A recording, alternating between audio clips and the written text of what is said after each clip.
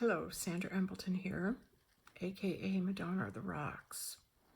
If you've watched my videos previously, I'm really into rocks and stones because what do you do when you live in Canada? It's cold up here and there's snow and you can't get your feet on the ground. They go, well, you got to ground, and we're up here going, we're trying. And it's, where are you going to go? Go stand outside the ground. You're freezing cold. So when you get rocks, you put them in your bed. You put your feet on them and you can hug them. And if you get really hot, you're going through menopause or anything, put them on your chest. And it just takes the heat right out. And that's what makes rocks so brilliant, is that they pull the heat out of the body. It's like when they're on the beach in the sun, they suck in the heat and they're so warm by the end of the day. They burn your feet. They've got so much heat in them. And then night comes and cools all the rocks down. So they're cold in the morning. I just feel that's so obvious that they draw heat. So put them in your bed with you if you're hot, or you have to ground. Okay, this rock. Okay, this is what I wasn't going to do a video. It is the night of the storm, and it's going to start like really soon. Okay, it's like, oh, it's 12:22. The Christ, the number of the Christ, 222 in Hebrew, it's 222. So it's 12:22. Number of the Christ. Yes, Wednesday, February 18th. Okay, this thing's going down, guys. This thing's going down.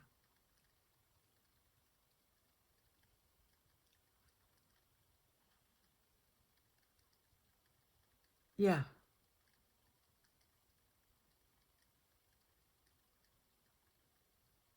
And I know because I'm the one who got us here. Pista Sophia, the Magdalene, who decided to create her own race of archons and ended up imprisoning herself and her children, who she loved, when she was only trying to, probably in good faith, create something, but she did it behind, Yeshua's back. She did it behind God's back. And because the two of them didn't do it together, because they weren't consistent with one another, and they didn't build the kingdom together, that's why there's so much dark down here. Because I forgot to bring in the light, the holy light. The holy light of God, the holy light of Jesus Christ, who lights up my soul. He's very handsome. And I can be arrogant. I can be willful. It's like Dave is also Jesus, who I met and wrote Mr. and Mrs. Jesus with, Dave McCackran. We went through all our past lives and everything. And he was Francis Bacon, who wrote all Shakespeare work. I'm saying Shakespeare because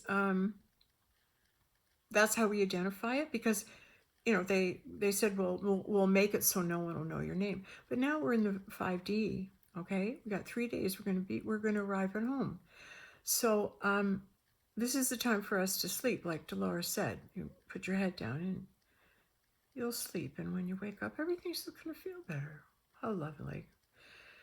I'm believing that. And I am sharing with you this truth that I am responsible. This isn't my ego. This is me saying, oh, who killed Jimmy Hoffa? Oh, it was me. I did. I want to be famous. I did it. No, that's not what this is. This is, I had to wake up to who I am, and because there's so much plasma coming in, I'm waking up. And I have to share with you how I woke up. Now, I in no way is this my formal presentation. This I'm simply going to speak what comes through, but I want to do a proper documentation and present all my facts and everything. That's so 3-4D. You know what? How about I just speak it and you'll know it? Yay, we're in 5D. Well, we're just going to have to get used to it, but we're here now. 3 days, Marine. 3 days, and then we'll see him. All right, okay, I know I might say, women talk like this. This is cool. This is okay. And bounce back and forth. But you'll just have to go with me. And don't worry, it'll all just let me go full circle and it'll all come about. So I'm claiming responsibility for the mess we're in, and it was mine to clean up. And I know, and I had to figure this out.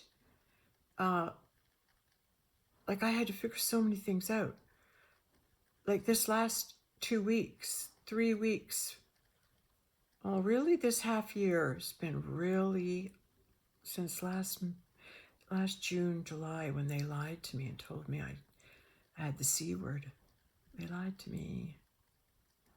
Told me I was gonna, they were gonna be God and tell me how long I had to live. Arrogance, right? So I saw through that right away. But there's so much to go around that story, but I don't want to. I want to get to the point of it.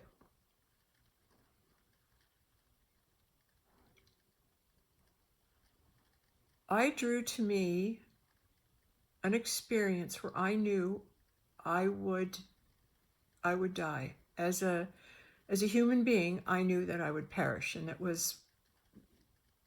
I kept going back to this hospital. Every time something's wrong, I needed to,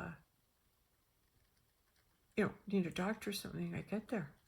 And, because we're conditioned to go to the hospital if something's wrong. Heck, I've been to four times since COVID. I've been there 4 times since COVID. The first time when because they called an ambulance because I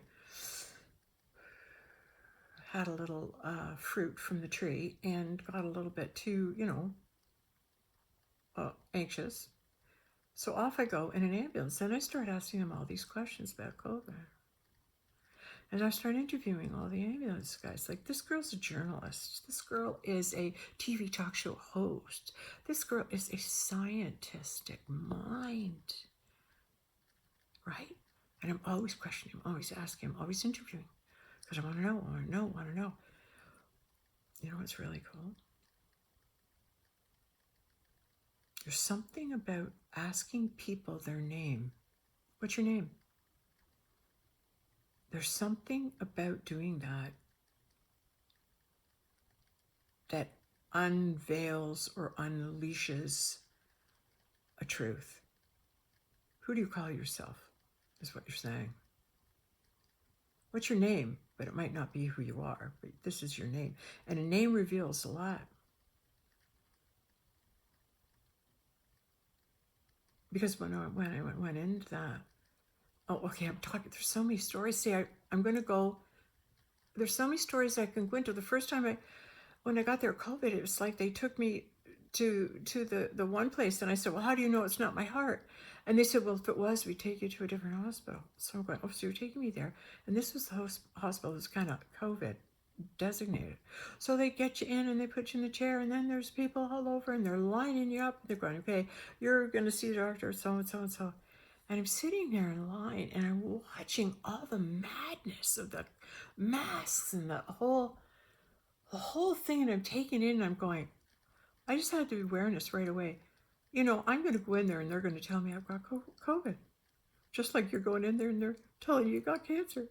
It's the same thing, right? Oh, the C word. Oh, right? So now I went, okay, I don't need to hear that crap.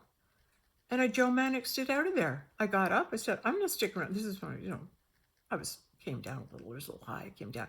So I'm getting out of here, man. And I called my husband, pick me up in the back parking lot. And I remember making my escape out the emergency door and then walking quite a bit to get to a point where he could pick me in my car, because this hospital has a big grounds around it. Like, if you were to try to get away from that hospital, let's say on foot, you couldn't do it. Clo drop.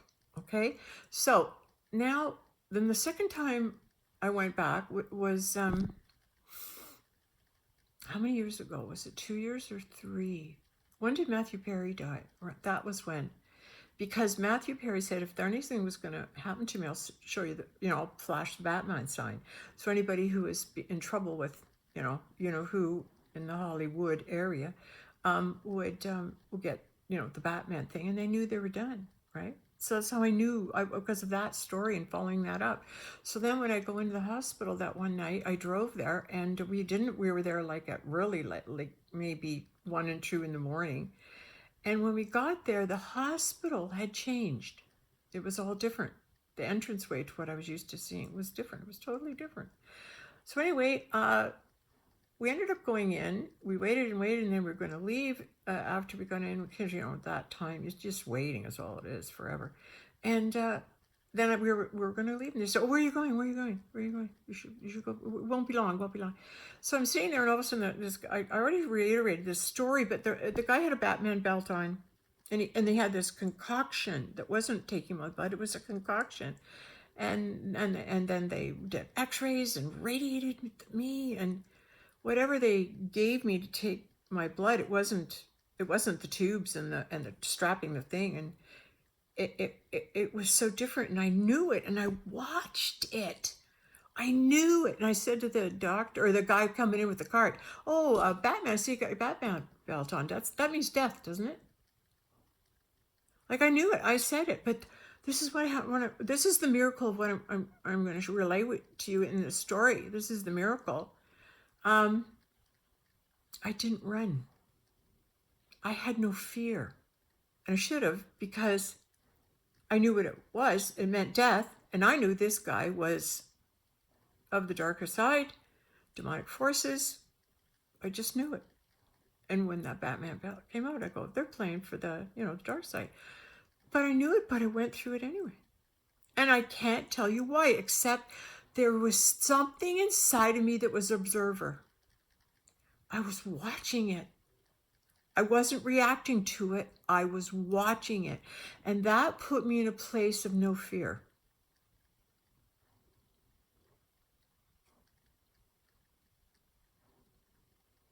And that's when you can see things. That's when you can hear things. That's when you can observe things, because you're neutral. You're not sending out a charge.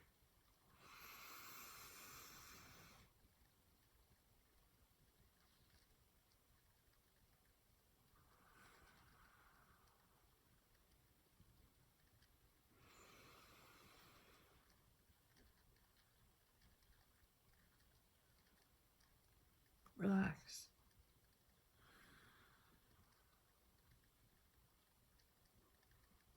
So whatever they put in my arm, whatever X-rays they did, I leave with my husband.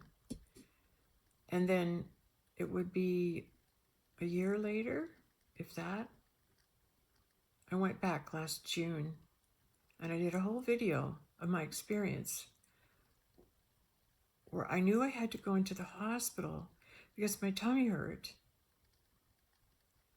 And I needed to go. I knew I needed to go. I couldn't put up with it anymore. It was like, I got to go figure this out.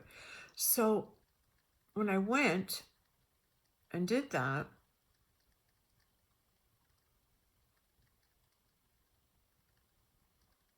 I'm going to let you watch the video, but that's when they told me I had the C word and I had 6 to 12 months to live, and they did 666, right?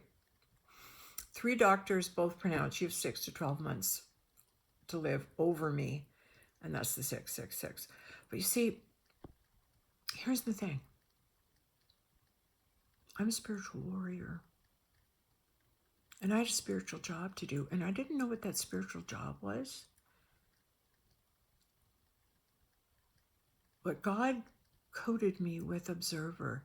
God placed me in the neutral territory, and to go in there and observe what was going on. As a willing sacrifice, I walked in there. And like, if you watch the video, I walked in wearing all white. And after being admitted and having things administered to me, I was on this 4th floor in a kitchen. And when I went around looking at the other people in the rooms, going for a walk down the hall, everybody looked so dead. Everyone was like, oh, like just hanging out. People were in the bed, and all these different agony positions. And I'm looking at them going, boy, everyone's really having a hard time. These old people, they're just like they're dying. Like, and every bed was filled with older, like 90% were old people. Did you hear me? That didn't dawn on me. I didn't get it yet. One of the other clues, when they walked me to the x-ray, the Chinese girl came in and took my arm and said, oh, come this way. You okay? You need some help? I just slapped her hand out. Back off, lady. Yoga teacher. Get out of... I'm in great shape. What are you doing? Check my videos. Check me out in 2022. Go look at that. And in 3 years, right? I went through this process. My body has been poisoned, right? Radiated, and I'm understanding that. I never got the I never took it, but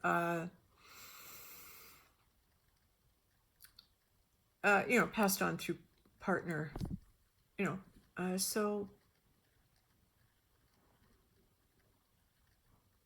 when I went back the third time and they told me at the big C word, they admitted me. I went up on that 4th floor. They kept me in a kitchen. That doesn't escape me, the irony of that. Anyway, I didn't register why there were so many old people there. It didn't dawn on me. It didn't dawn on me they looked dead. It didn't, half dead. It didn't bother. It just bothered me that everyone was so old. I going, wow, I didn't know this all going on. Anyway, it didn't impact me because you know why? It wasn't meant to. So, whatever was given with that Batman thing, tapeworms, I'm thinking. I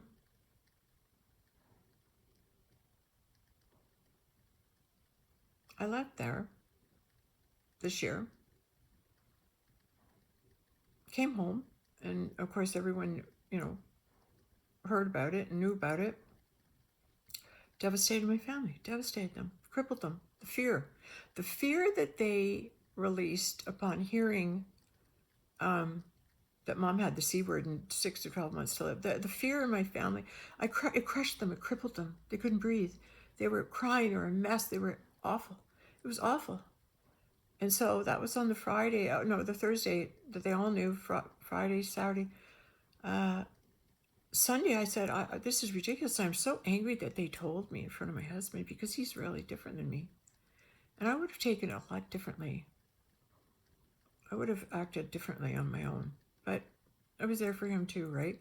And, it was letting it all out. And it was letting fear out. We were letting fear out. So anyway, I was feeling, after I got that diagnosis of stage 4 ovarian, I have doctors, I don't know if they're Muslim or Iranian, I think could be. Oh, you've got ovarian cancer, you've got 6 to 12 months to live. Oh, really? Yeah. And if you don't do chemotherapy, you'll do chemo radiation, you'll die. Oh. And I laughed because, thanks. Great coaching. Boy, I feel better. Thanks for letting me count on you. Anyway, because we're not used to, we're used to being loving and kind to one another. And when it doesn't happen that way, we notice the world's a different place. But not everybody is. But you're finding that people in, things you go to, it's done differently now. And that's the culture change. Okay, we're getting off track. All right, so when I went back, when I was called to go back there, it's been 7 months for me, but that affects my tummy. Remember I showed you my tummy? In the spiritual world, I'm giving birth to the new earth. I'm carrying the new earth and the seeds to it. The wisdom is coming forth here as women carry the wisdom. But it manifests in the 3D physical as for 4th stage ovarian. But in the spiritual, I'm pregnant and bringing forth seeds for the new earth. I think I need a drink of water. Hold on. You wouldn't believe all the copper stuff I've got going on here now. Look at the copper. I'm sitting in a copper cage. My son's so sweet. He's an electrician. Poor little sweetie. He's so upset his mommy's not well. But she is. I keep saying I'm fine. I'm fine. Oh, I put this right here so I don't. Anyway, his friend made me a, look at this, a solid copper mug. Shout out to Mikey's friend. Thank you. Look at this, drain pipe of some kind. Ooh, a drain pipe.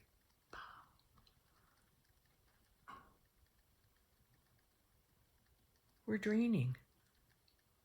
We're draining out our fear and our anger, and we're letting it go. Because it can't come. Our fear and anger can't come. And if we are masking anger, hurt, or any terror in us, in our body from our childhood, we might not be aware that we're manifesting, or that we've still got terror in our body. But I am a cult abuse survivor. There's terror in my body. I think if you watch my videos, I died when just over 4, and it was when I was 4.5. God came to me with an angel and told me that, you're not alone. So you're walking. This vessel, this holy vessel, is being used by God. But why? Why? What's the story? What's taking me back to this hospital all the time? Like, what's going on with that, right? Anyway, I had to go back this time because my tummy's full of fluid. It was huge. It was so big. I resisted going so long. I held it in me so long. I just didn't go. I looked like I was 10 months pregnant. That's how big I was.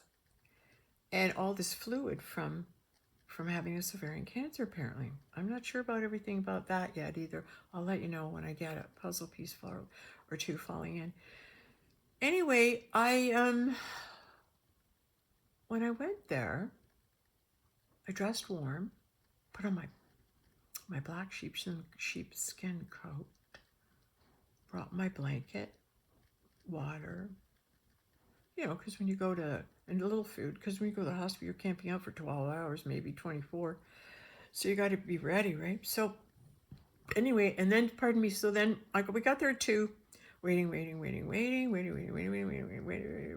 12 hours later, there's no one left in the emergency ward but me. Nobody.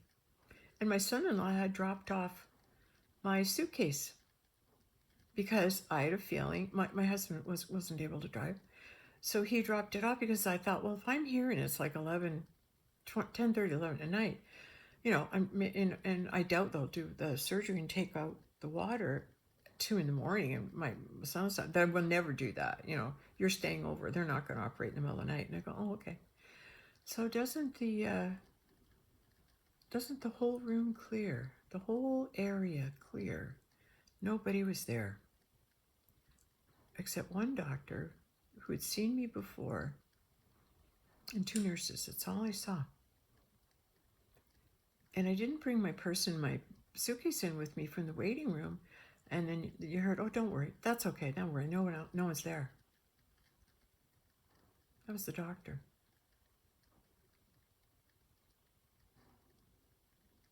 Where? No. But I didn't get that. I was so busy getting the fluid out of me, and then they took 24 pounds of it. I had 24 pounds of fluid in my tummy. So it went right down. And then because he saw my suitcase, and I had no wedding rings on. I don't wear my wedding rings. Older woman, single, bring your own suitcase. She's by herself. And he goes, well, I think I might like to admit you and keep an eye on you. And I'm like, okay. And then, okay, yeah, that's fine. So, and plus that was a lot of fluid out of me in my tummy. So up I go, and wasn't sure where they were taking me, but then finally it was, oh, you're going up on the 6th floor. Okay. And they put me in a room with no water, no toilet. except a portable one you roll in and out. There was a couple blackboards in there, a window looking out over the back or the front or the side of a hospital, and a big whiteboard, two big whiteboards. So there's the bed they wheeled in, two big whiteboards, a table to eat at, and a big TV. And the door itself was so heavy. It was so heavy. There was no windows, but you had to use your whole body weight to open and close it. And when I looked up in the ceiling, there was this string hanging down with a net bag and 3 pink pyramids. And then at night it would blow and the red lights would come on, eh? And there was another thing recording, and there was a big screen, and one wall was a whole TV screen with a camera. I wonder what they were going to do or what was happening here, because I didn't have a clue. I thought I was just here for observation. Oh, yes, I was.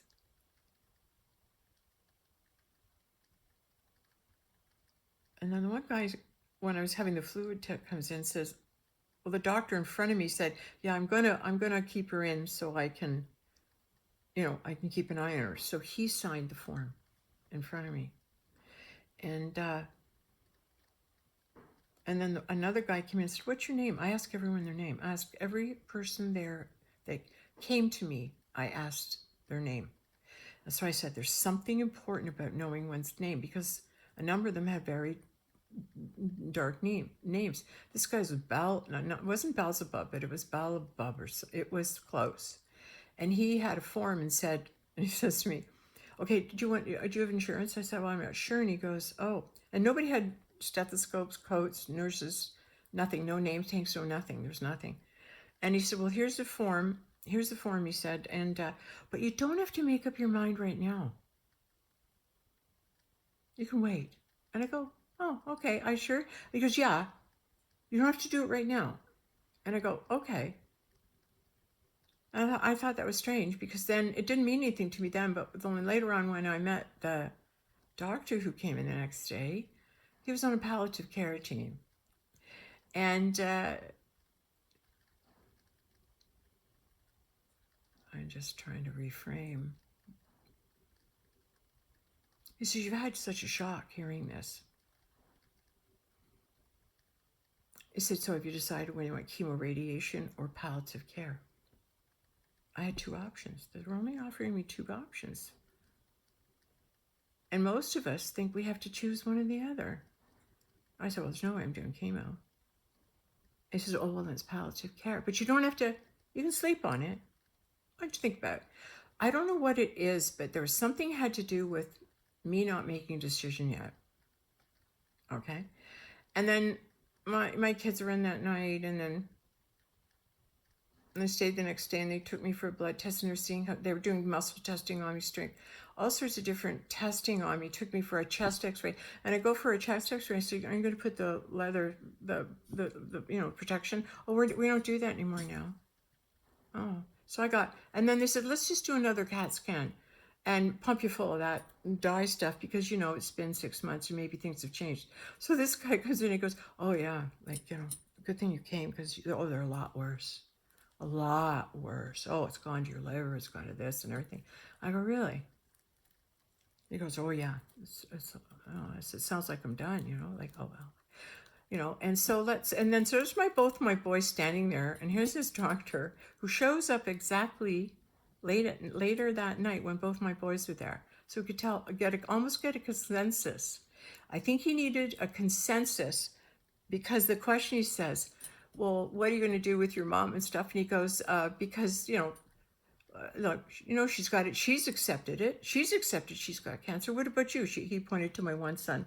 And then he said nothing. And then my other son has his arms up and goes, well, I don't know, man. There's got to be some other things we can do, like he said, like nobody would accept what he was saying. He says, come on, you guys, face it. Cancer won this time. What are you going to do, right? Anyway, I said, well, I don't know whether I should stay or go or whatever. And he says, well, it's not up to me, And he told me this big story about his sister. And, or his mother rather, the day before, and all this wife and all the stuff they tell you. They're all lies. It's all a lie. They never leave. They can't.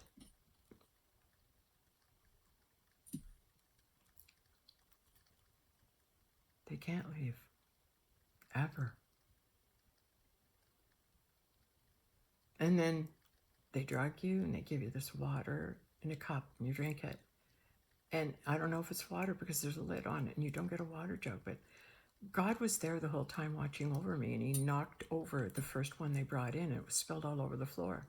And then the next day, it spilled all over the floor. So they come and they give you stuff. And then I was eating my lunch, and then they put this thing down. There's 2 little pills in it. So they give me pills in the morning. I go, what's all in this? And they said, well, it's a laxative because if you're on Tylenol, you get constipated and stuff. Oh, okay. Like I took them. And then they come in, they go, oh, you have to take your Tylenol and your pills.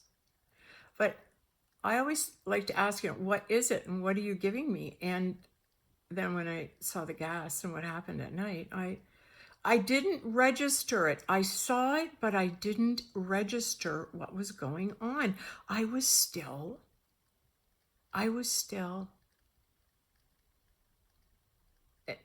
asleep to what was really happening, because you couldn't imagine it. It was so devastating and so dastardly, so evil, so absolutely evil, to the depths, to the core of Satan. And so they know that what happens is they gash you and you can't talk. And the lady beside me in the room, when I got there, I got up, was crying, help me, help me, help me, I want to go home, I want to go home, help me, help me. She was pleading for her life, but I couldn't hear that. I thought, oh, what's wrong with her? And I thought, oh, why isn't any family, why is no one comforting that woman? And then I go in my room and I couldn't hear it anymore because the room was so heavy, I couldn't hear what was going on. Not very well. Oh, my God. Anyway, so then that doctor stood there and I said, so I don't know whether to go home or whatever. And I said, if I was your sister, she kept saying my sister died at 47 of cancer. So I said, well, I said 47. And I said, well, if I, what would you do? What would you tell your sister? And he goes, oh, well, if I tell my sister to stay. I go, oh, okay. Well, and my boys are there. I said, maybe I'll stay over on the weekend. And he goes, yeah. And he goes, you can leave anytime you like. I go, oh, okay. And so my boys left to go home. And that was Thursday night. And then they come in, and you see, I've had no water. And all of a sudden, I'm so weak now, I can't leave my room to go to the washroom down the hall. I have to use this porta potty thing, right? Which is humiliating. I hated it. And anyway, it was like I couldn't not. I now all of a sudden it was like I was getting too weak to be able to leave my room. And if I had to, the weight of the door was so heavy I could hardly open it. And here's the other little ditty. Nobody could come in my room unless they knocked. I had to grant them access. Horror fans, who do we know does that? So I'm there. Mike had brought me some gels to help me sleep. And they had left in now. And then, but I didn't take any. I didn't have any yet. And then the nurse came in and I had dinner. And the 2 dinners I had were, it looked like a side of a rib of something. And the other one was meatloaf, only it said it was black, hamburger something, whatever. But it was still meatloaf, but it wasn't. And then a few pieces noodles in there. But it was both times I never I know now it wasn't meat I was eating, or beef or pork or anything. Yeah, so I didn't know that then. Thank God God shields you with naivety. Eh? So I'm in my room, and then the one head nurse comes in, and I'm asking her, like, how are you tonight and everything? And I said, fine. What's your name? I always ask, Karen or Carol. Carol or Karen? Was it Karen? I think maybe Karen or Carol. I think it was Carol. Anyway, I'm going to give you your pills and stuff. I go, look, I haven't had a shower, girlfriend. Like, come on. Like, can you help me out? And there's a different person every day. And they were the same two people. And I asked her, am I going to see you tomorrow? Am I going to see you tomorrow? And the nurses go, no. They change us around every day. But they're not nurses. There's no nurse gear. There's no name. There's no identification. They're all in different types of, casual clothing. You don't notice that, but you just, because I'm so busy engaging and being nice. And hi, how are you? I love meeting people. Anyway, this nurse, anyway, she was saying, well, I can't do this. I'm so busy and everything. And I go, well, I'd really like that. And she goes, look, take your pills. She says, I have no spare nurses right now, she said. She says, I've got them all running blood. So I can't spare anybody now to take you to get a shower. And then I thought, oh, please. And she's fine. She leaves and she comes back with 2 towels. Immediately, I got too dizzy to go. I said, you're right. I'm too dizzy to go. I got to lie down. So when I went to take the pills, she left me. I looked at her and I said, thanks, Carol. And I said, Carol, you haven't looked in my eyes. And I said, you can always tell people, you can always look into their soul if you look into their eyes. And she looked at me and I went, see, and I stopped because her eyes were not human. And well, I kind of, like, it caught me, right? What do I say? And I said, anyway, she got a good look in my eyes and I looked right in her soul and I knew. And it scared her and she left, right? Oh, yeah, and one of the guys on the team, one of the guys that came in, who's on the palliative care team, as soon as he walked in the door, I knew he was a Jewish Hebrew. I knew it. I could tell by his look. But as soon as he walked in, he says, hi, I'm Dr. So-and-so. I'm on the palliative care. And I go, I know you. I know you. But it was like, I know you. And it scared the shit out of him. He wouldn't even walk in the room. And he goes, oh. And I said, I don't know where. But I said, I know you. I'll figure it out, but I know you. And I said it like that. It was almost like, yeah, I know you. Yeah, it'll come to me. And I scared him and he left. Like, he was so frightened. He wouldn't even come in the room. So he left. I met him. And the other girl, Annie, oh, yeah, she just was so good. She was so good. And here's the big question. She says, what do you do when your heart stops? Do you want us to just resuscitate you or not? Do you want us to keep you alive on a ventilator? It's such a big question when your heart stops. What do you want us to do? That was what she asked me. It was such a big question. Isn't that odd? She said, if, and I said, I don't want to be in a ventilator. Well, if your heart stops, what do you do if your heart stops? And I said, I guess if God stops my heart, then God stops my heart. Oh. And then she left, right? So anyway, so now it's at night, we're on Thursday night, and there's this Carol, and she's left, and she's gone back to all these girls, she calls them. She never called them nurses. And then I said, well, this is the same, this Karen, with the cross-eyed, with the demon things, who comes in with the towel and is and she says, can't you wait till tomorrow? She says, I got 13 girls coming in, new girls coming in, I got to train.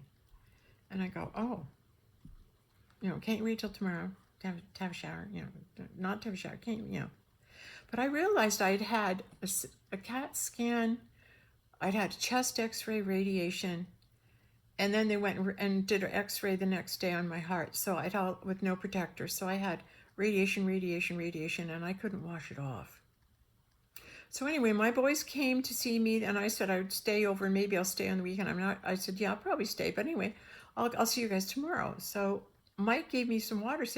I said, would you bring me water from the sink? Because we have purified water. And he only brought me one little thing, and it was full of salt water. I said, oh, great, thanks, because we salt our water. You know who doesn't like salt water? So anyway, demons don't like salt water. It eats their skin through. It like acid. It's acid to them. So anyway, this lady's gone. It's getting late. I close the door, and I decide I'm going to have a gummy because I really want to sleep. So I have one of these gummies, and I got to say, even in this gummy in itself, it was a 5,000 milligram. You're supposed to just have a little bite, and I did. And then I laid there on my bed, and I was covered up. It was so cold in there. Oh my God. And the temperature would go really, really, really cold. And if it was so cold the first night, and I know there's some relationship to the gas that's coming in or how they're controlling the temperature in the room, but it was so cold. I was so glad I wore my black sheepskin coat to keep me warm. And I also brought my shroud. Oh, the video's leaning on it. It's my black shroud. It's a pashmina made in Ecuador. It's one of a kind. And it's very warm. So I thought if I had to stay over, I needed something warm. So smart. Anyway, I'm lying there under these blankets, and I'm cold, and I'm starting to get high. And all of a sudden, my awareness starts to... my consciousness opens up, and I start realizing really, really quickly as the puzzle pieces fall, hey, wait a minute.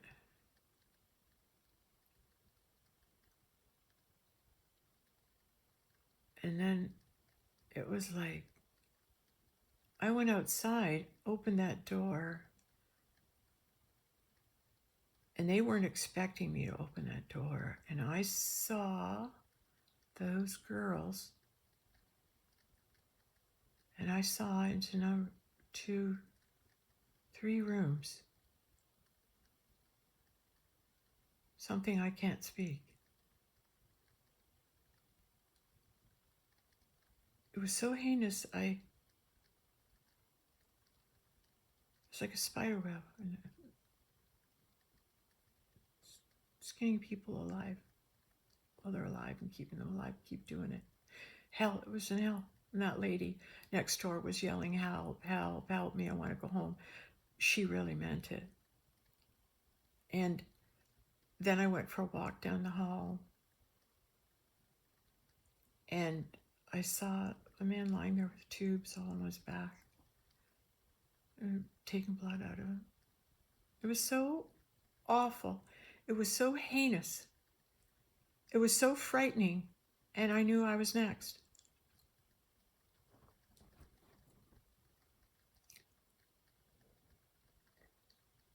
But God guided me not to take the pills. The first night I was there, they wouldn't give me a sleeping pill past 4 o'clock. I go, why? I just got here. Give me one. I want to go to sleep. They wouldn't do it. And then the next night they gave me the pills, and when I went to take them at night, God said, don't take all 4 of those pills. And I went, okay, I'll just take half, and I put them in my purse. Like, I listened. So now I'm in the hall, and there's a little lanai, and I'm sitting there, and I'm looking out the window, and I'm seeing out the back, and there's a lot of activity, a lot of big black trucks. I saw a woman walking. There's an institute facility at the back, and it looked like an underground tunnel. It looked like, but it wasn't, because I'm on the 6th floor. Oh yeah, you want to know my room number?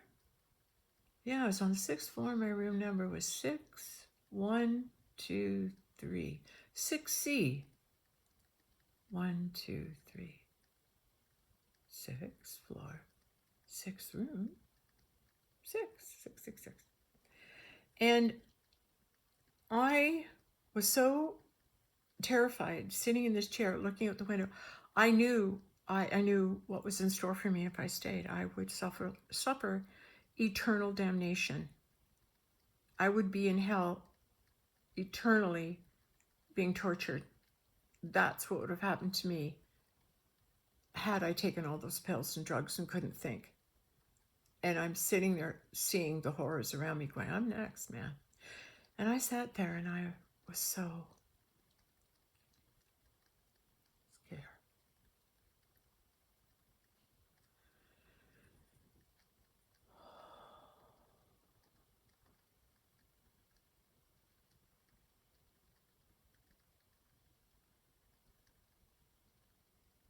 Terror. I was in terror. But I remained peaceful. Breathing. But the panic level inside was red alarm. Like, rah, rah, rah, rah, rah, rah, must escape, rah, rah, rah, rah, rah, rah, must escape. And all this is going on inside of me, right? And I'm going, okay, breathe. Just breathe, Sandra, just breathe.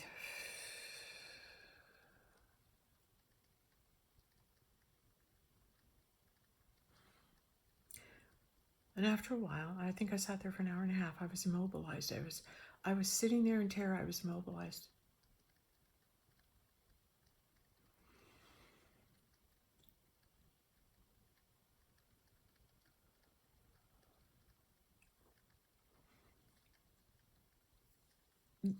I'm holding it. This rock I received in a portal. And it was in a river with trees. And I believe I've described it in a video before where I went to this place and I saw this river and I couldn't, for 3 days after, all my guides and me were standing there looking down the river and into where it went. And we knew it went into the eternal realm.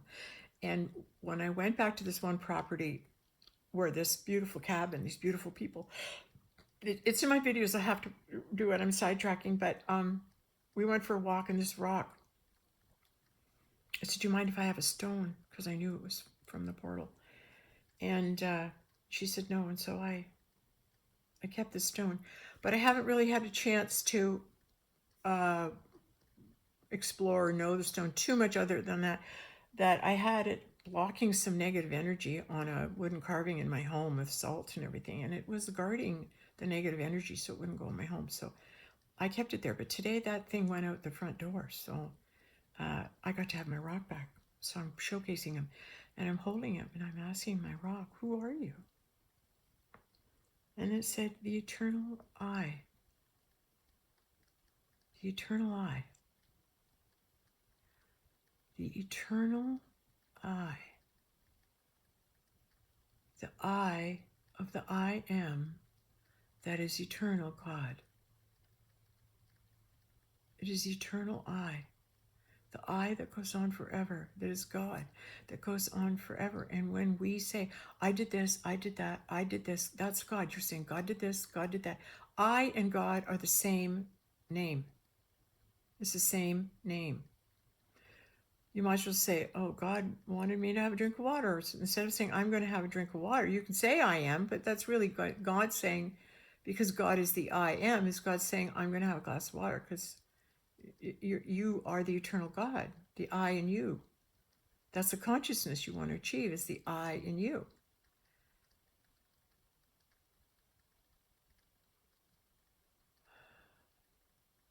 Okay, let me finish. Let's get this over with. When I went back into my room, I noticed there's a whole bunch of clothes, more bed sheets than I had left. I only had one blanket in there when I left, and there was all entangled blankets on my bed. And I went and I lied in my bed, and I had my coat on right there to snuggle up because the room's cold again. And when I looked through all these sheets, there was a shroud had been placed in there, and it was Jewish shroud. I studied Hebrew. Didn't learn all the language, but I've spent a number of years understanding the Kabbalah. I went to learn about that. So I have knowledge of it. And that's why God sends those spiritual warriors. He equips them with all their whole life's journey. So when they come to their purpose, they have all the tools. So I said, I knew what it was, and I did something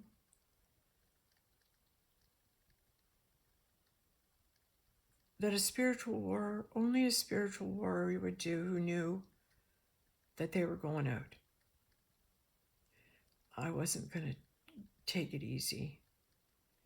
And I knew the gas thing was on. I knew they were watching me on TV, and I knew there were people that paid money to see this.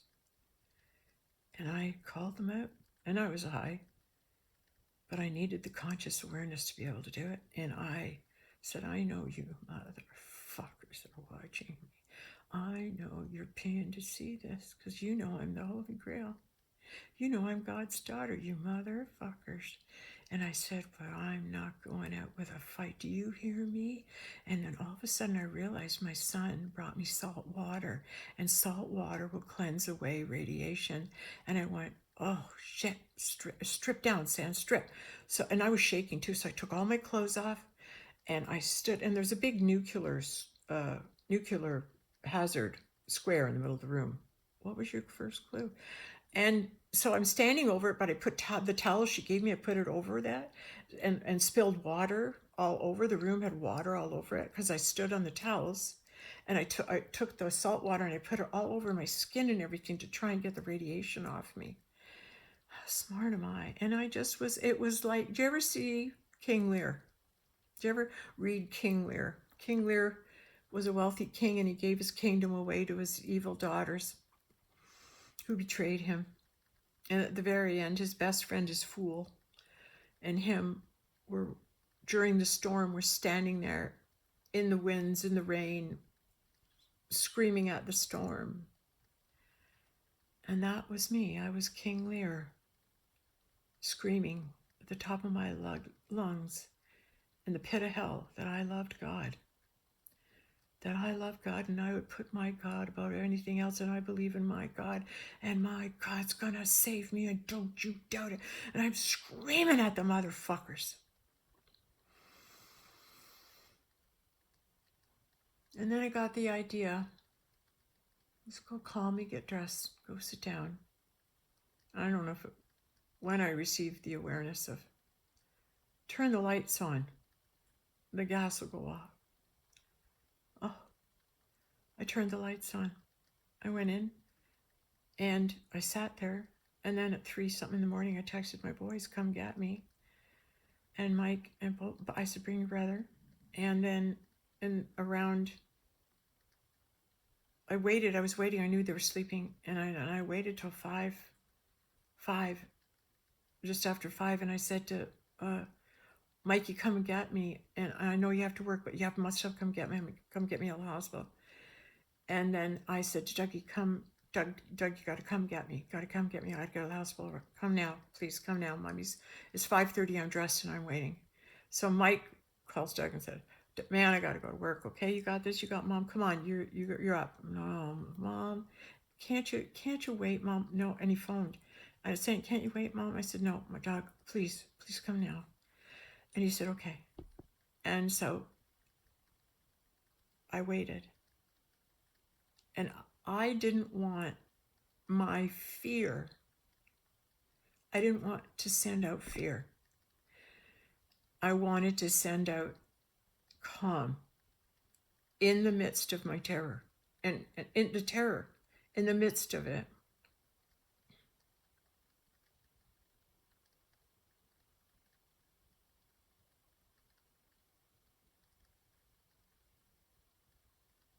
And then I was shaking. I was so scared.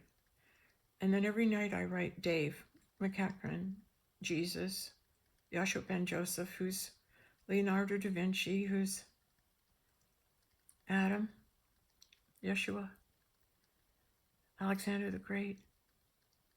all these big, he's Da Vinci, and he's Van Gogh, and he's Christ Jesus, and he's also my twin flame. Let's come back to that. Anyway, I said, Dave, I'm so scared. What do I do? And he wrote, and I said, Dave, I pretended I was writing on my coat, my black sheepskin coat. I was pretending I was writing a letter at night when I do to him. And I took it, and he wrote to me, and he said, Goddess, Mountain Lake. Mountain Lake. You know, Dave never taught me a lot when we were together for a year because he was worried he'd overwhelm me with the stuff he was teaching me, his high esoteric training, and he didn't want me to get overwhelmed. So he said, "You don't worry, I'll train you. I'll teach you. Okay, I'll teach you this." So he says, Mountain Lake. All right, it's okay. Well, if you read my book, it's all in there. The Mountain Lake's in there, but it's like when you go inside a mountain and you visualize you're meditating, you're inside a mountain. You can't hear, see, or feel any vibration when you're in a mountain. You're still. You're in the mountain. They can't detect you. And then the mountain lake, because there's a beautiful mountain you visualize, and then a lake. And then you can go from the mountain, or you can go swimming. You can go dive down deep into the water. And you can be in the stillness of the water. And you can be underneath floating. Just feel the calm cleansing you all around. And then you go into that meditative state where you're in the mountain or the lake. And so for that hour and a half I waited, I went Mountain Lake. So I wasn't emitting fear to alert them. And I'm sitting there, and it was just around 5:20 or 5:15, and the door opened, and it was my son. Oh my God. And he never knocked. He just walked in. Come on, Mom, let's go. I was all packed. I was already good. God, put this there, put my coat on, let's go. Mom, you're not walking out of here. I'm, in the wheelchair. You go, oh, geez, okay, fine. Give me the suitcase, blah, blah, blah. All right, I got you. So the door, he couldn't even hardly open well, he could open the door, but open and trying to get it, and then put the chair through, holding the suitcase, and we get on the hall, right? We're out there. And then all of a sudden, the girls, there was girls, nurses, not nurses, there was two girls there in purple, whatever uniforms going, what are you doing? What are you doing? And it was a Chinese girl and another girl. And they were yelling at us, what are you doing? What are you doing? And I said, well, I'm going home. You can't go home. You can't leave. And I said, well, why not? And then she said, well, you can't leave. You can't go. And I said, I've just received some bad news and I'm going to head home. And then she said, you can't do that. You can't look, you can't do that. You have to sign some forms. You cannot leave. You cannot leave. And I said, we're leaving. And Doug says, we're leaving. And he started wheeling down towards the elevator, and they took off. So we're just hitting the elevator. Doug presses the button, turns the chair around. And now that supervisor, that Carol, who told me that she was just ending a 4-day shift and she was going home. Oh, she's there. Oh, is she? Because she lives there. And she comes up and she's there screaming, you can't go. You haven't filled out these forms. You're under our care. You can't go. You're under our care. And I said, no, I'm not. I never signed a thing. And he told me I could go anytime I wanted. Come on, Doug, let's go. You can't go. And they're at me. They're at us. And Doug's going, hey, you need her to sign some forms. She'll come back. She'll be happy to come back tomorrow. But right now, she's coming home. And he backs in, and they're like, it was like out of a horror, they're screaming. The demons are at the door, right? And the door shut. And I'm in the elevator with my son, and you know that moment when you're escaping, and you're going. You don't want to breathe. You don't want to just get me out of here. Just get me out of here. You're like, you're in so no one's there. No one was in the elevator with us. We got down and right into the main lobby of the whole hospital, and there wasn't anybody there. There's nobody. And then I turn and I look, and there was one guy in this great big foyer. No nurses, no doctors, no people, no kids, nothing. No one was there except this one guy sitting way, way back in the big, huge foyer. And then Doug wheeled me out. It was snowing, and he had left his car on and the headlights. And there was one other guy. There was one other car. I didn't register. Anyway, Doug took the wheelchair, got me out, rolled me up to the car. He opened the door. I stood up. He helped me into the front seat, wheeled it around, took my bags, put them in the car, took the wheelchair, came back, walked back to the hospital, opened the door, put it in, came back, beautiful snow, the lights, the dark, getting into the car. And I said, God, Doug, thanks. And he puts his seatbelt on and he goes, you know, Mom, I have a feeling I'm breaking you out of here. Like, I don't know if I should be doing this. I said, you should be doing this. Anyway, and he drives. And of course, we're going around. We get out to the stoplight. And then we turn on to Dundas. And I'm in the car. And my son's driving me. And I'm out of the danger. I'm out of the hospital. I'm safe. I'm going to be okay. And I was in trauma shock, like you're quiet and you're observing. And I knew full well all the feelings I was feeling, but I couldn't say anything at all because I was trauma. And I just went into me trauma. It was safe to go into trauma then. Oh, I couldn't go into trauma while I was there. But when I was safe, I just saw 10101. How cool is that? And I got home, got myself something to eat. Doug said, okay, Mom, I got to go home, get some sleep, and go back to work. I said, okay. And now I'm at home, and I'm sitting at the table, and I got myself something to eat, and I'm sitting there. I think I wrote a letter to Dave. I haven't read that one yet. It was too fresh. It's too fresh. I haven't gone over that. And I sat there and I wrote out what I could. And then I tried to sleep. I think I slept for 2 or 3 hours. And then all my kids came over that night. And I was crying a lot. My daughter helped me have a bath, and the dogs were there. My whole family came that night. My ex-girlfriend was there. And I had my whole family around me. And, Mom, you broke out of the hospital? And of course, my ex-girlfriend works in an old age home. I left and I still had my IV and the big wire. You know how long that wire was up my arm? That long, right? And she came and she helped pull it out. Oh, thank God she came.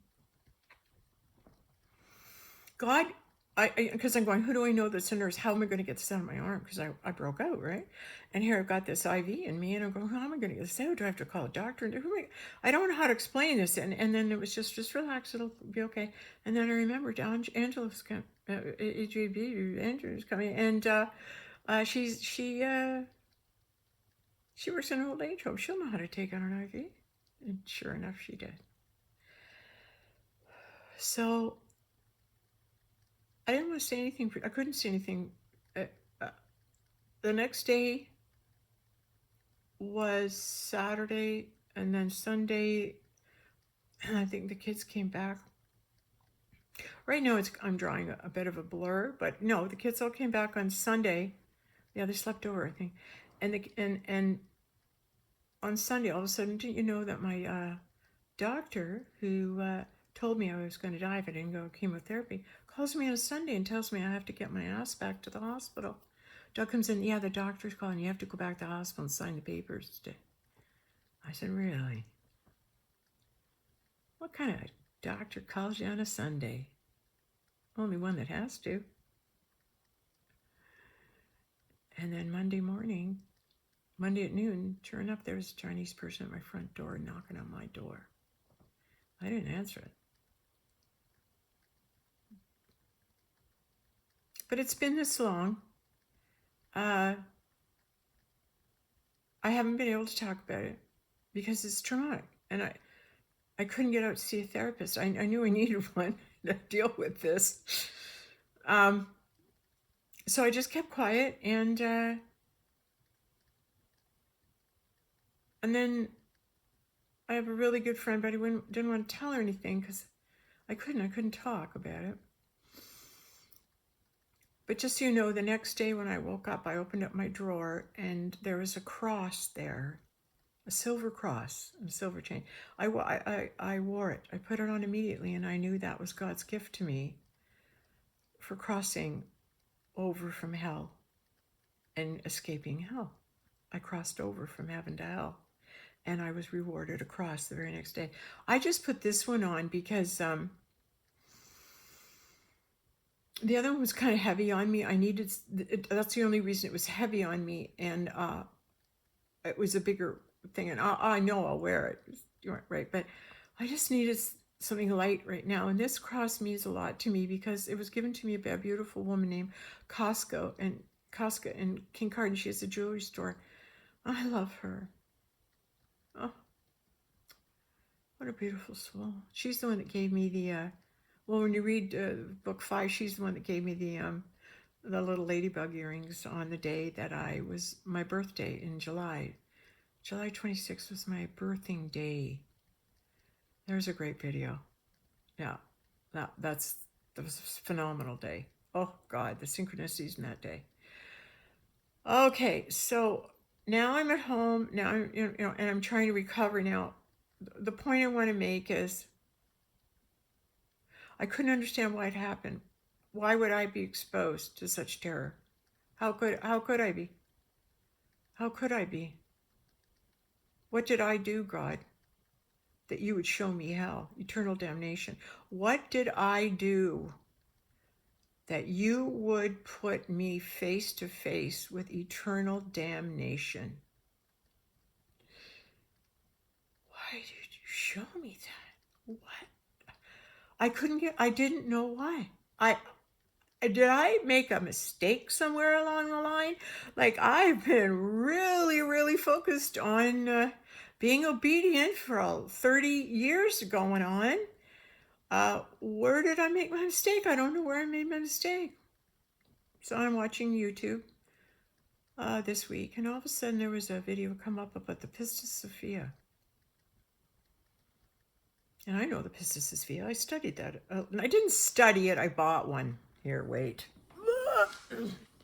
Here we go. We bought the Pistis Sophia. We were doing our Hebrew things. And I'm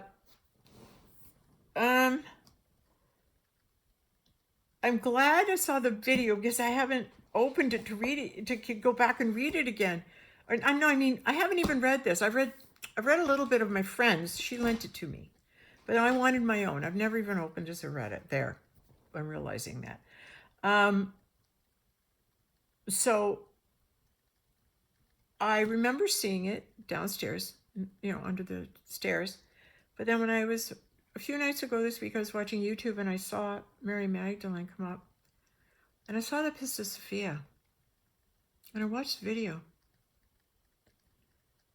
And it talked about how Mary Magdalene went and developed an archon, they said, tried to develop or create on her own without asking God. She didn't ask God if it was okay that she do this creation. She made her own creation. Whether she did it to surprise him, or whether she was defiant and willful and wanted to do it herself, which is probably why he wrote Taming of the Shrew. He's often said to me, you could be a little more feminine, You could be a little more, but I've been used to being a spiritual warrior. I got my boots, don't fuck with me boots on. I've had to. I have had one spiritual adventure. I have lived a freaking awesome life.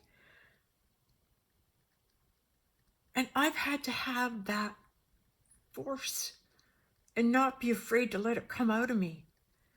And it's direct and now, and we're doing this, and there's action in it, and there's purpose in it. And then to be the soft, feminine, it's in there. She's in there. Oh yeah, when you read my book, she's in there. But she hasn't had anybody to be that with. She hasn't had her twin flame to be there with. So don't let me forget to tell you about how we did it. Okay, wait, there's one more. I'm going through the Pistis Sophia because when I watched the movie, it said she went against God, and down she goes into purgatory. And there I've remained. Now, when Dave came to me, God told me, he said, in the beginning of the Mr. and Mrs. Jesus, as God came to me and said, your partner's coming. So that was Dave telling me that after, 2000, since we were married in Yeshua, and I did that race, I decided to create that with the knowledge that Dave gave. I tried to create something, and I ended up causing a lot of trouble for everybody. And I've been in purgatory.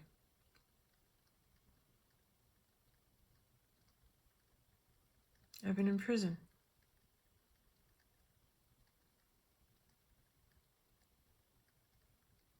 And you don't have to have a lock on your prison cell. It's true. It's open the whole time, but you've put yourself there until you can realize why you deserve to be there. Until you realize what you've done wrong. What did you do? I had no idea I committed that eternal faux pas until I watched that video. So I was meant to watch it because then I realized I'm the only one who could have gone into purgatory to do this, to free mankind, because that's what I did. I not only freed myself, I freed mankind. God, the I is the I of God. So when I say I went in, it's the God in me. The God went in me. And the Jesus went in me. And I'm going to reiterate that because this is what a twin flame is. When Jesus is up in the cross and he says, Mother, behold thy son, son, behold thy mother. He's saying, Mom, I know I'm up here dying, but you know what? I'm going to go into Mary's body, and the two of us are going to coincide in her tomb for a while. But I'll be back to manifest separately down the road, like you did with John the Baptist. I won't go into that. We'll come back. But the whole point was that the devil never saw me coming. Our plan to outwit the devil and get me out of prison, because Dave wants me back. We're all on 3i Atlas right now. We'll be home on Friday. So Christ wants me back. So he came down to find me. And when he found me on YouTube and he knew my light, and we got together, and God said to me, just love my son. And we came together for a year, and came together and loved one another. And then he died because he left. He said, I got to go away for a while. There's something I got to do. And then when I was in the last little bit and writing, corresponding with Dave, he said, I guess you're ready to awaken. And I want to be there for that because he's been gone 11 years. And he said, I heard you're ready to awaken. I want to be there for that. So I'm coming to get you. I'm turning my ship around. I'm coming to get you. He's the one driving 3i Atlas. So he's coming into our atmosphere.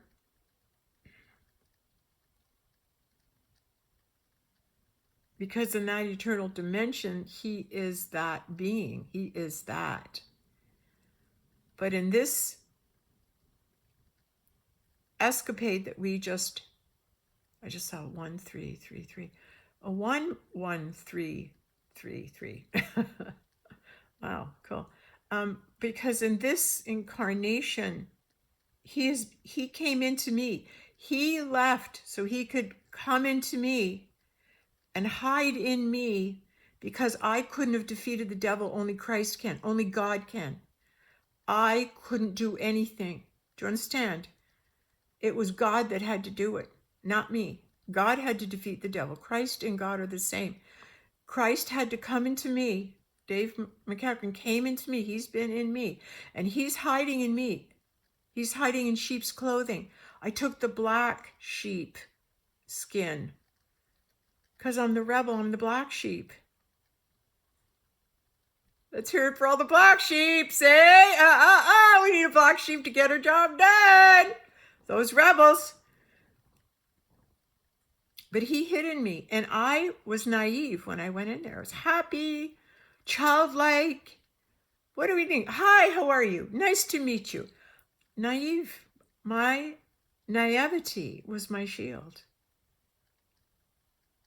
And I was kept unconscious of the dangers until I was able to be made aware of them, until it was safe for me to be made aware of them, so I didn't go into fear too early and blow the mission. It was the perfect setup. That's the twin flame. Christ is in me, and we went in together. He's the one that told me don't take all those pills. He's the one that spilled the water all over. He's the one who's there, rock, and saying mountain lake. He was the one. Turn on the lights. Then the gas won't come. He was the one that said, call your children.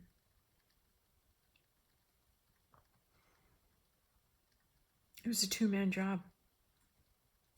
And here's the wild part. That was about 5:30 in the morning on the Friday, the 23rd, 24th, 23rd, January 23rd. I got to check it. I want to really be sure. I can't. It's not coming. Just let me finish. And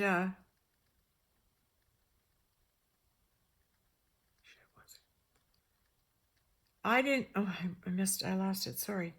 So he came in me, and the two of us went in together, and he was able to work through me to outwit the devil, to the point where the devil gave us permission to go.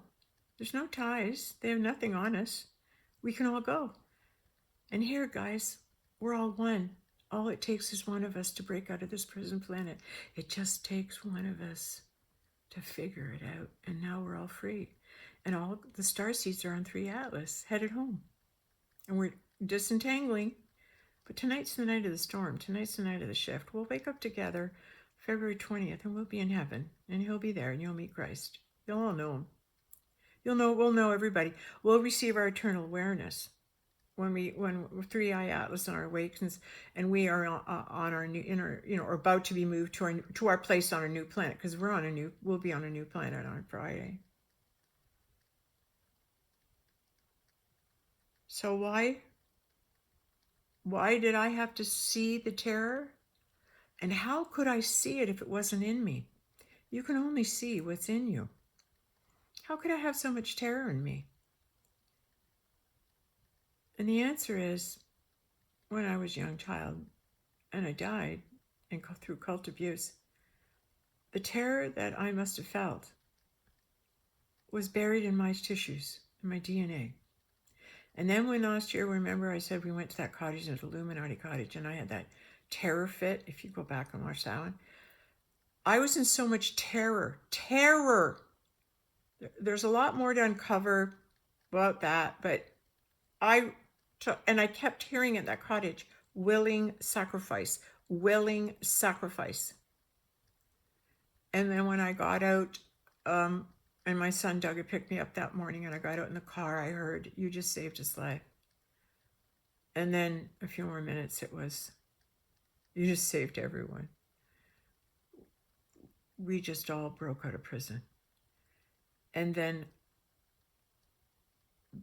I read my friend Nance, Archangel Gabriel. It was that day. Was it the Friday, Nance, or was it the Saturday? It was the Friday.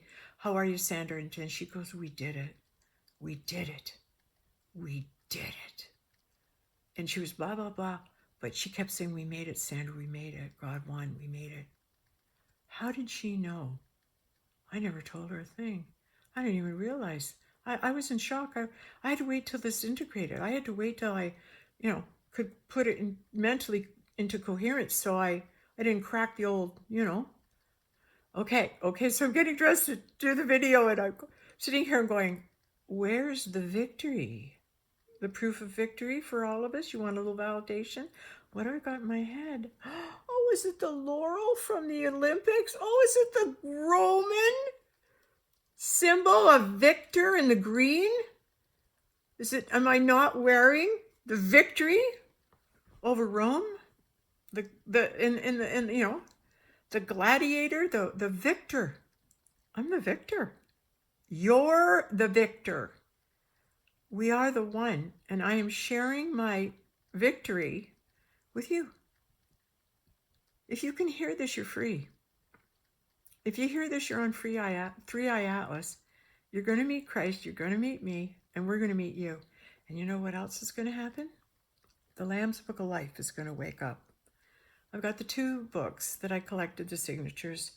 It took me 16 years to find all the pieces, all the souls that were on the earth, that were there when the Christ walked the earth. And I've got Isaac Newton, I've got Rembrandt, Picasso,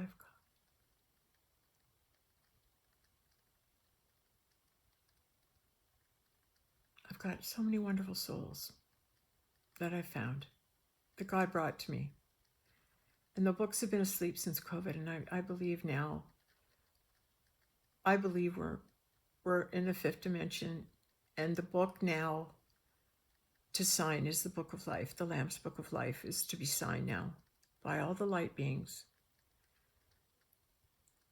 who helped get us here.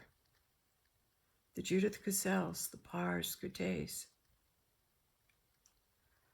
the Paul White Golden Eagles, the endless warriors, Woman in the Woods 44. Just a minute, they'll all come up. David Wilcox. There's some really good people on there, some talk show hosts that we're gonna get to sign that have been real warriors. I'm blanking. Carolyn Miss, who my greatest mentor is Dr. David Hawkins, Dr. Joel Goldsmith. They're gone. Krishnamurti, Yogananda, and Lahari Messiah. They're gone, but they're here with me. Okay, and David Bohm and Dolores Cannon. They're all with me. They're all my friends, and we all hang out in the library. Remember, Dolores said when she goes, you'll find her in the library. That's where we all hang out. Christ. We're all sitting around the library. And the great souls that pass, they come and join us. They just show up in the eternal realm. Right? Oh, Joseph Campbell's there. If I'm forgetting any, Alan Watts. Who else? Joseph Campbell, Alan Watts. Okay, if there's anybody else, just pop them in, eh? Okay, so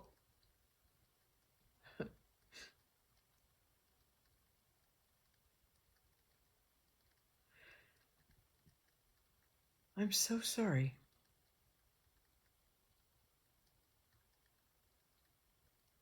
Please forgive me. Please forgive me. I was arrogant. I was trying to do something by myself that I shouldn't have done. And I've been paying for it ever since, and so have you. We all have.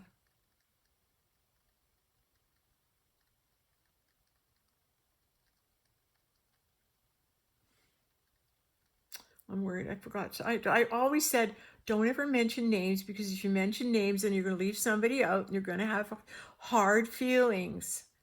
Okay, I know that. I'm sorry, but I just wanted to acknowledge those people that are near and dear to my heart, that are people that I have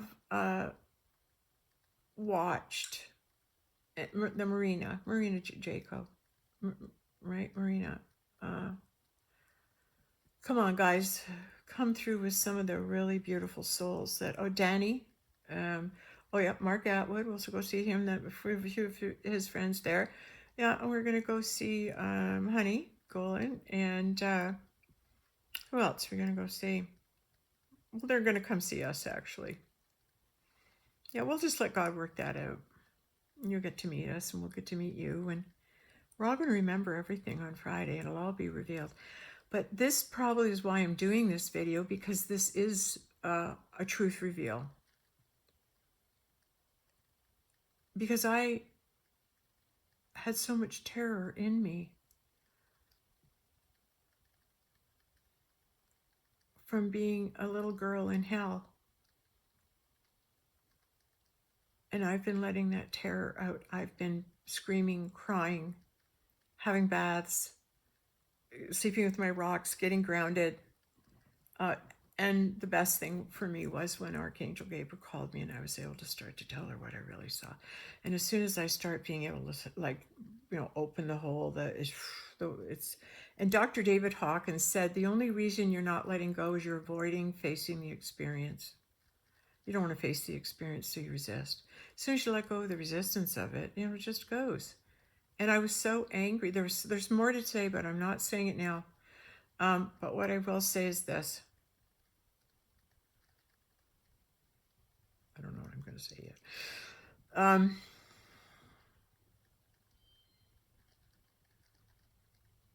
Thank God.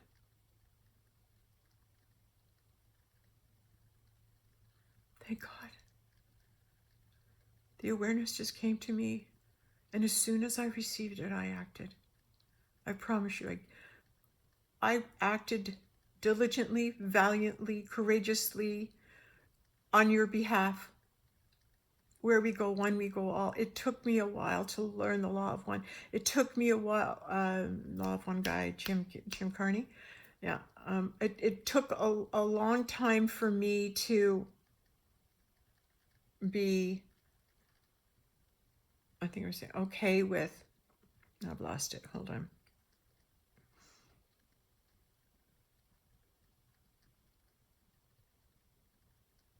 I was apologizing and saying, the thing about the spirit kingdom that you want to learn is that it's revealed as you do the work.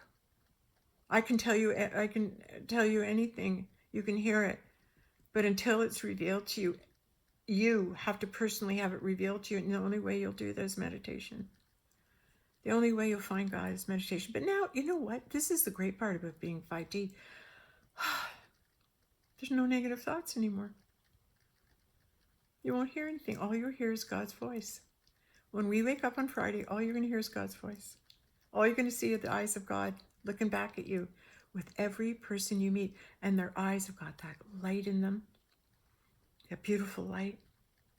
Everyone's God. Everyone's a child of God. Everyone is a brother and sister in the eternal realm of heaven. And we who see each other, whoever you find and see on Friday, that's your eternal brother and sister. And you're going to remember each other. And it's going to be such a big freaking family reunion up in that eternal realm of heaven. Thank God you chose God. Thank God you made the decision to come and to get out of prison now. That you were called by God to come home now. Because truly, I couldn't take anymore. And Nancy was there to help me, and she said, because I had so much fluid, I was terrified to go to the hospital. Not terrified, but I didn't want to go. I didn't want to do it. And I kept holding on and waiting, and it was her that said to me, Sandra, it's time to go to the hospital. And I got up the next day, and I was reverent. I dressed all in black. I had my amber on, my black sheepskin. I was in black. I left in black and I returned in black. The void, the creation, the eternal now, the eternal oneness was working all through me to get my ass back up into heaven where it belongs, because he misses me. I don't know why. Yes, I do. Oh, yes, I know why.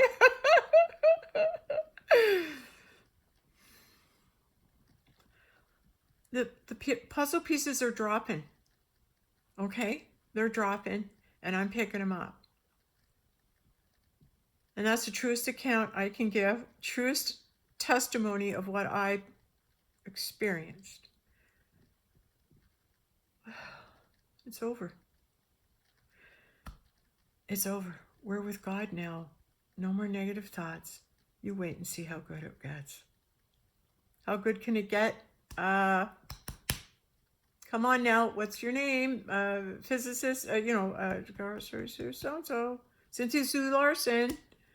How good can it get, Cynthia? And don't you think we won't win that Nobel Prize, girlfriend? You better believe it. If you don't want to stand beside me, I'll take it by myself. I don't know, something about her just... I had a vision and we were on a train and I almost didn't make it. And she was there cheering for me and reached out and grabbed a hand and pulled me on the train and said, "You made it." Yeah. We graduated today. We're graduated. We're graduated in the kingdom of heaven. We graduated today. 2 weeks.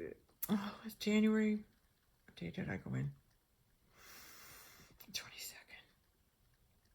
Yeah, I went in the 22nd, then it became the 23rd, then it became the 24th. 3 days. Went in Tuesday, came back Friday. We graduated that day. And now we're just in the realization of it. We're in the unraveling of it. So the storm's going to hit in about less than 9 minutes. And I promised Jesus I'd be in bed. I don't want to miss. I want to just be able to sleep on the ride home. And that's what we're going to do. God bless you. I'll see you in the eternal realm where we all live. Praises be to God Almighty, Almighty God Almighty. He's got such good plans. I never could have figured this one out, but he's a genius. He's Leonardo da Vinci. He's going to paint me a few more paintings. Actually, if we do turn the clock back to 1955, and we have this consciousness in our young bodies, what a good time we'll have then. But we're going to go to all the rock concerts. All the good concerts, not just rock, all the great symphonies, great operas. Yes, we're going to hear music. We're going to, and hear bells. We're going to go to cathedrals. We'll have grand, grand times in the cathedrals. We'll reinstate this beautiful planet to what God's creation was meant to be before the fall, before Eve ate that apple that said, "Why don't you try this alone?" Lesson learned. Humility. I'm grateful for God's forgiveness. It's been long enough. I'm glad. I'm glad he's back. Gonna come for me, and we'll all be so happy together. I can't need me loving nobody but you. And I'm going to sign off. If I had my phone here, I'd play something for you. But I'm going to have to sing it. Nobody can tell ya there's only one song worth singing. They might try and sell ya, but it hangs them up to see someone like you. I gotta go down an octave. Make your own kind of music. Sing your own special song. Make your own kind of music, even if nobody else sings along. Mama Cass. I had to say that. We watched the proposal tonight just to hear. I haven't even heard it yet, but that's my favorite line. Love you. I'll see you soon. Praises be to God. Thank God. Thank God. We're all out. Thank God. Every day on your knees, thanking God. Every day, thanking God. Loving God. Thanking God. We're out of prison. It's over. And our galactic sisters and brothers, everyone's cheering. We got it. We got Earth. She got up there. We got her. We got her up there. And I can't wait to be in the Galactic Federation to meet everybody and just give them love. Be up with the loving people where we belong. It's going to be great, guys. You just wait. We're just going to soar. We're going to soar under God's wing. We're going to soar. And the biggest truth bomb? The biggest truth bomb. You ready? Let's wait. Here it is at 1:55. Donald Trump is Jesus Christ. And that's the biggest lie they told. Because all those people that said, I hate Trump, all the lies they told about him, he's the Christ. That's why he's building the ark. He's Alexander the Great. He's all these things. He's all these things. He's been John Adams. He's been a president before Yeshua. But he is the King of Kings. Donald Trump is the king. In the heavenly realm, the trump card, the last card to be played, the last joke. But all those people who hate Trump are saying, and the demons laugh, that you hate Jesus. They've had everyone hating Trump, but really what you're hating is Jesus. Because it's the same person. This has been revealed now. And it is the truth.